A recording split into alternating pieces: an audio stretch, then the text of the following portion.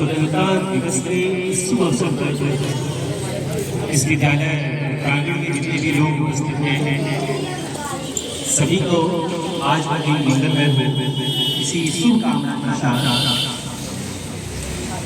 देखिए, जब भारत को आज़ादी मिली थी 1947 ईस्वी में, जिन लोगों ने उस आज़ादी में अपनी महत्वपूर्ण भूमिका निभाई, आज का दिन उन्हें ही याद करना। आज का दिन वो गौरव का क्षण है जब हम आज़ादी के इस वातावरण में जो सांस लेते हैं हमें कोई रोकने वाले नहीं। लेकिन यह स्थिति पहले ऐसी नहीं थी। आप बच्चे जब इतिहास का अध्ययन करते हैं तो आपको पता है कि अंग्रेजों के द्वारा कितनी यातनाएं यहाँ दी गई, इतने निहत्थों पर गोलियां चलाई गई, इतने लोग उस समय काल पर लिखे हुए जालियांवाला बाग ऐसा निश्चित हत्याकांड वो भी इसी भारतवर्ष के अंतर्गत हुआ। लेकिन अब समय बदल गया। उसके कारण आप सभी नौनिहाल जो लिख रहे हैं यही देश के भविष्य का निर्माण। जो भी हमारे पास ये बच्चे दिख रहे हैं हो सकता है कि आगे आने वाले समय में इसी बच्चे में से कोई सुभाष चंद्र बोस निकले, कोई महात्मा गांधी निकले, कोई भगत सिंह, कोई चंद्रशेखर आजाद, कोई भीमराव अम्बेडकर, कोई मौलाना अब्दुल कलाम आजाद, कोई APJ अब्दुल कलाम भी निकल के आए।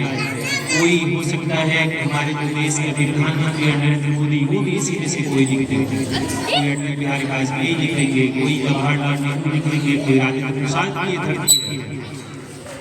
लेकिन उनके पीछे जब उसका इतिहास का अध्ययन करेंगे तो जितने भी ऐसे लोग होते हैं उन लोगों ने अपने ज्ञान, अपने कर्तव्य और समर्पण के भाव से इस देश को बखूबी सीखा। हम आज के दिन इस 15 अगस्त के अवसर पर प्रण लें क्योंकि ये विद्यालय परिवार समाज की एक इकाई होती है। यहीं से समाज का निर्माण होता है और उस समाज के निर्माण में हम सभी की भूमिका सुनिश्चित होती है। वो जो पीछे में लड़का खड़ा है उसकी भी उसकी इतनी अहमियत है, वहाँ जो बेंच पे बैठा हुआ बच्चा है उसकी उनकी भी वही अहमियत है। सामने जो हमारी छोटी छोटी बहनें खड़ी है, लड़कियाँ खड़ी है, हमारे शिक्षक शिक्षिकाएँ हैं, इस सब का रोल होता है। जब हम किसी सामूहिक काम को करते हैं तो एक व्यक्ति का वो दायित्व नहीं है, ये सामूहिक दायित्व होता है। ऐसे इस विद्यालय परिवार में हम सब के कर्तव्य निर्धारित हैं। अभी आप बच्चे हैं तो आपके कर्तव्य है कि अपने माँ बाप के अरमानों को आप साथ साथ शिक्षक और प्रधानाध्यापक की अरमान है कि आप फले फूले आगे बढ़िए।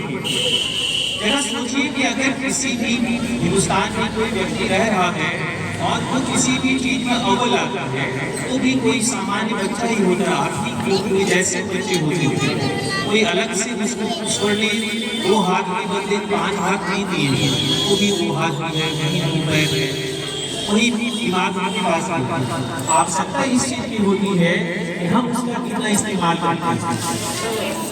उसके अलावा अक्सर मैं कहता रहता हूँ कि प्रथम प्राथमिकता शिक्षा की वह है कि आप सबसे पहले अपना चरित्र निर्माण करें, और अगर आपका चरित्र निर्माण नहीं होता है तो आपकी पढ़ाई भी व्यर्थ होती है। आपने समाज में ऐसे बच्चों को देखा होगा जो बच्चे पढ़ने में तो बहुत ज्यादा तेज होते हैं लेकिन चरित्र उनका सही नहीं है तो समाज में रुकता है। समाज उन्हीं बच्चों को सत्य दिखाता है जो समाज के मन के अनुसार अपने कर्तव्य का निर्वहन करता है। तो आइए आज के दिन हम लोग प्रण ले कि तो हमारे कर्तव्य है जब जिस समय आप विद्यालय प्रांगण में आते हैं क्योंकि अरमानों के साथ आपके माँ बाप उस विद्यालय में भेजते होंगे कि यहाँ से बच्चे शिक्षा ग्रहण करके घर वापस जाएंगे। हम शिक्षकों की हम हर हमेशा कोशिश होती है कि आपको इससे बेहतर जो हमारे पास मिनिमम रिसोर्सेस है उसके बावजूद जो महत्व हम लोग दे सकते हैं वो देने की चेष्टा करते हैं। क्या ये सच है कि नहीं? क्या हमारे शिक्षक उसमें कभी कोताही बरत रहे नहीं बरत रहे हैं? वो हर हमेशा चाहते हैं कि आपका उन्नति हो। मैं खुद चाहता हूँ कि आपका विकास हो, लेकिन ये विकास कब होगा जब आपका भी साथ और हम लोगों का भी साथ हो। अगर हम 2 कदम आगे बढ़े तो आप भी 2 कदम आगे बढ़ाएंगे। अगर मैं 2 कदम आगे बढ़ाऊँ आप 2 कदम पीछे चलेंगे तो कभी हमारी मंजिल नहीं मिल पाएगी, हम लोग वहाँ नहीं पहुँच पाएंगे। आज का दिन उन वीर शहीदों को याद करने का है जिन लोगों ने इस देश के निर्माण में अपनी महत्वपूर्ण भूमिका निभाई। छोटे छोटे लोग जिनकी उम्र उस समय में 11 वर्ष की, 12 वर्ष की, 13 वर्ष की, उन लोगों ने भी अपनी जान का न्यौछावर कर दिया। हम जिस धरती पे खड़े हैं, इस धरती की महत्ता को समझिए। ये नडियाद उसी वीर शहीदों का गांव है जिन्होंने आजादी में जब 1942 का आंदोलन हुआ था, उस आंदोलन में सहरसा के पीछे शहीद यहाँ उस निर्णायक लड़ाई में मारे गए थे। उसमें से एक केदारनाथ तिवारी जी, वो इसी नडियाद धरती के वीर थे। मैं उन वीर धरती के उन वीर सपूत को नमन करता हूँ जिन्होंने देश के लिए अपने प्राण को न्यौछावर किया। अब जरा सोचिए, आप उस धरती के हैं तो आपका क्या दायित्व होता है? आपके भी दायित्व उसी अनुसार होते हैं कि आप अपनी धरती की महत्ता को पहचानिए। देश के लिए अगर आन बान शान की लड़ाई में अपने आप को झोंकना भी पड़े तो उसमें जो है कभी पीछे मत भटकिए।